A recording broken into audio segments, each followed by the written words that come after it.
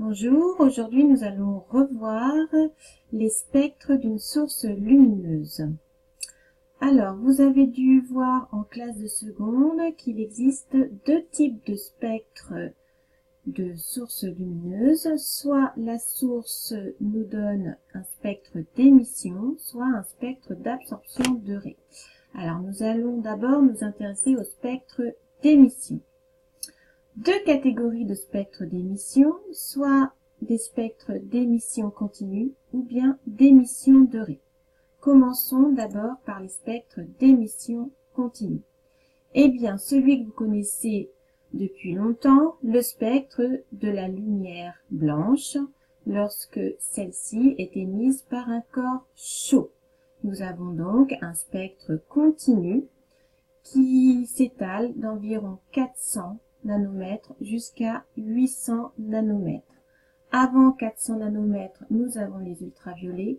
Au-delà de 800 nanomètres, ce sont les infrarouges. Ce type de spectre dépend de la température du corps. Lorsque le corps est dit froid, eh bien, ces radiations sont davantage dans le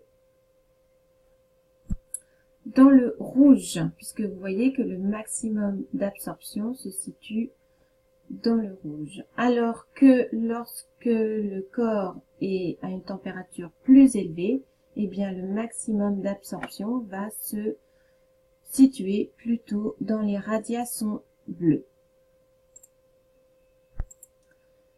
Maintenant, voyons voir l'autre spectre d'émission. Il s'agit du spectre d'émission de raies. Alors, ce spectre d'émission de raies a lieu avec les lampes spectrales. Vous voyez que l'allure du spectre est totalement différente par rapport au précédent. Le fond est noir et nous avons uniquement quelques raies colorées. Celles-ci correspondent à une lampe à vapeur de mercure. Mais que sont ces lampes spectrales? Eh bien, en fait, vous avez en photo ici, c'est une lampe, une ampoule dans laquelle il y a un gaz. Et ce gaz subit une décharge électrique et à ce moment-là, il émet de la lumière. Et la couleur émise va dépendre du gaz ou de l'entité chimique présente dans cette ampoule. Voilà donc pour les spectres d'émission.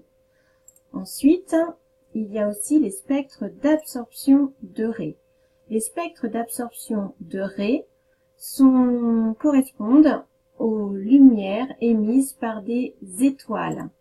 Effectivement, on reconnaît dans le fond le spectre coloré continu d'une lumière blanche classique, mais nous observons également de nombreuses raies noires. Ces raies sont appelées des raies d'absorption. Alors, pourquoi les étoiles nous donnent des lumières avec des spectres de raies d'absorption? Eh bien, la lumière d'une étoile est créée au cœur de cette étoile. Donc, pour pouvoir sortir de l'étoile, elle doit traverser différentes couches de gaz. Et ces couches de gaz, eh bien, absorbent un petit peu de la lumière. Vous avez vu en seconde que lorsque l'on a un spectre de raies d'absorption, comme ici le spectre B, eh bien, les raies noires correspondent à des entités chimiques. Ici, on voit que les raies noires sont exactement au même endroit que les raies d'absorption du mercure. Donc, on peut dire que ces raies d'absorption ici correspondent au mercure.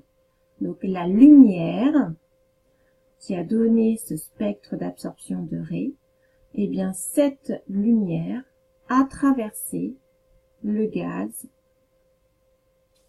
contenant du mercure.